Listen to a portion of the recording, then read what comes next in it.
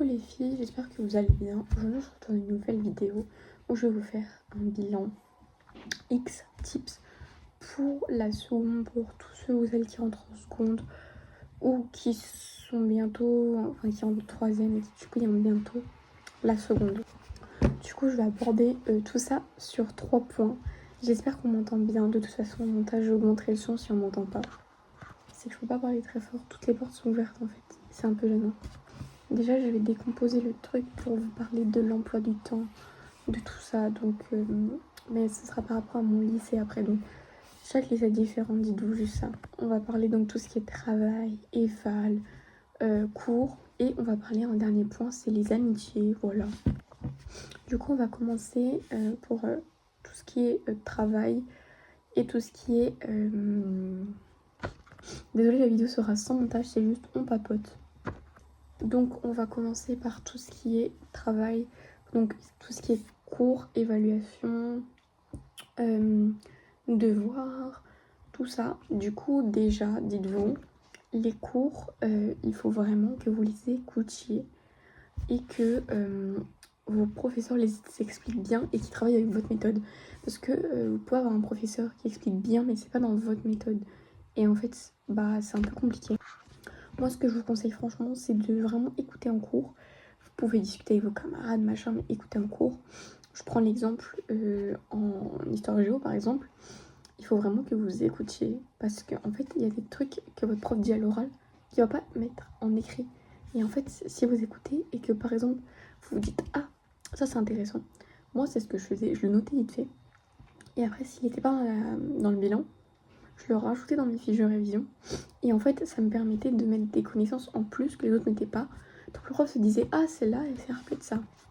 Ensuite, pour tout ce qui est devoir, la charge de devoir, elle peut être grande comme petite. Franchement, je trouve que niveau de devoir, dans mon lycée en tout cas, ils n'ont pas beaucoup carburé, à part mon prof de physique qui mettait tout le temps des exercices à faire la veille pour le lendemain. À part ça. Sinon, franchement, à part ma prof des me donnait pas de devoirs, à part, vous voyez, des commentaires à rédiger ou des petites analyses à faire ou des évaluations à lire. Franchement, par rapport à la charge mentale du brevet, vous allez voir, c'est moins... Vous aurez moins de devoirs, mais vous en aurez quand même plus que en 6e, en 5e, voire peut-être même en 4e, même en 4e. Par contre, c'est un peu égal à la 3e vu que vous avez le brevet et que là, vous préparez quelque chose.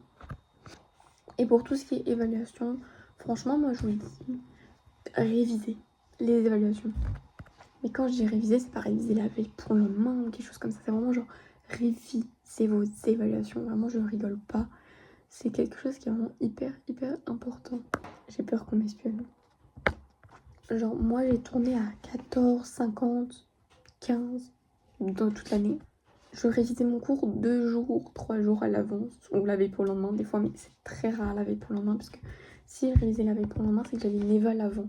Et c'était une éval plus importante que celle que j'avais la veille pour le lendemain. Donc moi, ce que je vous conseille, surtout en maths, en physique, vous apprenez les formules et vous les faites. En fait, vous voyez, le secret, c'est de comprendre la méthode d'évaluation de votre prof. Moi, en maths, par exemple, j'ai compris la méthode d'évaluation de mon prof, et en fait, il nous donnait des fiches où en fait, vous aviez donc des exercices à faire, et en fait c'était les mêmes exercices, les mêmes types d'exercices dans son éval. Donc j'ai vite compris que c'était ça, et vraiment faites ça.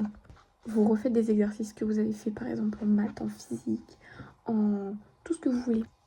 Tout ce qui a des exercices, vous les refaites vite fait le soir pour vous entraîner pour les évals.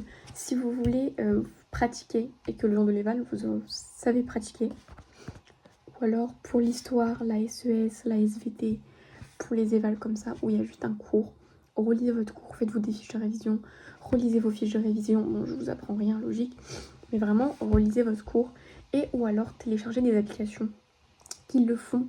Par exemple, moi en application j'ai une Unimity, il m'avait servi il y a eu un moment, et en fait je l'avais installé, et j'ai vraiment révisé de ouf avec ça, pendant une semaine, et en SVT je tournais vraiment autour des 12-13, et j'ai eu un 18-50 grâce à ça.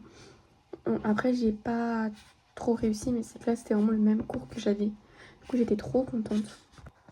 Et sinon en application vraiment que je peux vous conseiller, c'est je crois Wigo, C'est une application avec un petit castor en fait. Et c'est clairement une application où vous avez le cours, les flashcards. Et c'est vraiment trop bien parce que le cours est hyper simplifié, hyper bien expliqué. Je l'ai souvent utilisé pour la SES où mes cours étaient un peu... C'était pas des cours moi que j'avais en SES, c'était vraiment genre juste des questions-réponses. Et du coup j'ai utilisé ça et c'était vraiment très très bien. Donc franchement niveau éval, si vous aviez 12 de moyenne au collège, je vous tournerai à 10.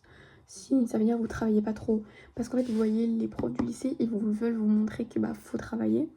Donc il faut vraiment que vous relisez vos évals. Sauf si vous avez des facilités dans certaines matières. Par exemple moi j'ai des facilités dans quelle matière? En maths. Et ben en fait... Du coup en fait je relisais juste la fiche que le prof donnait, je faisais juste l'exercice et c'est tout. Après, dites-vous qu'il y a des matières qui vont disparaître et des matières qui vont apparaître. C'est-à-dire que vous aurez plus musique, plus art plastique et à la place, et plus techno. À la place de techno, vous aurez SNT. C'est le S, je sais plus. Et NT, c'est technologique et numérique. Bref, vous aurez ça. Et vous aurez SES. Vous aurez plus d'heures de français, plus d'heures de maths, moins d'heures de sport. Donc, et vous finirez à 18h. Et il y a même certains lycées où vous travaillerez le mercredi après-midi. Donc niveau emploi du temps, franchement, ça va augmenter. Donc vous aurez plus de charge mentale, plus de oh ça me saoule le travail le soir, ce qui est totalement normal. Moi-même, c'était ça. Après niveau professeur, personnellement cette année j'ai eu des très très bons professeurs. Donc franchement vous pouvez avoir des très très bons professeurs comme des mauvais, il faut pas se le dire. Il y a juste une personne que moi ne m'aimait pas. Donc c'est un peu compliqué de travailler avec cette personne en prof. Donc voilà.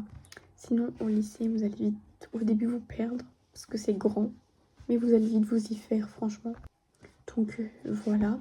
Après on va parler des amitiés. Alors franchement les amitiés, pour moi c'était très compliqué parce que on a eu notre classe en avance. Parce que le site avait fuité. Et j'étais toute seule dans ma classe. Toute seule. Et en fait du coup j'ai dû me faire des amis machin. Le truc c'est que c'était très compliqué parce que je galérais un peu machin. Et là en fait on est à la fin de l'année et je me rends compte que j'ai vraiment 2 copines qui n'étaient pas dans ma classe cette année.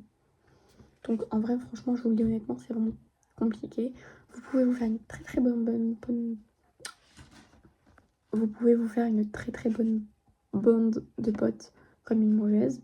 C'est normal, ça peut arriver, vous pouvez rester tout seul. Franchement les gens au lycée s'en foutent de ce que vous faites. Donc franchement, n'hésitez pas à rester seul, n'hésitez pas à porter ce que vous voulez, machin. Vraiment les gens s'en foutent. Vraiment les gens s'en foutent. Donc voilà, franchement, n'hésitez pas dès le début de la rentrée. Vous arrivez, si vous êtes tout seul dans votre classe, vous arrivez dans la salle, vous vous asseyez à côté de quelqu'un que vous connaissez pas. Vous allez forcément devenir ami avec cette personne parce que voilà.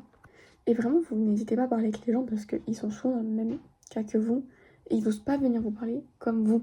Donc, n'hésitez pas à le faire à leur place parce qu'en fait, vous allez vraiment faire des amis comme ça. Donc voilà. Voilà. J'ai pas vraiment résumé chaque matière, ce qu'il y avait dans chaque matière. Si vous voulez que je le fasse, dites-moi. Là, je vous ai vraiment parlé en globalité. Le lycée, c'est quoi? Vous avez plus de liberté. Vous avez plus de devoirs. Vous avez plus de travail, plus d'éval, plus de machin. Mais franchement, le lycée, c'est bien. C'est un nouveau monde, un nouveau chapitre. Donc voilà, si vous avez des questions, n'hésitez pas à me les poser en commentaire. Et sur ce, bah, je vous laisse.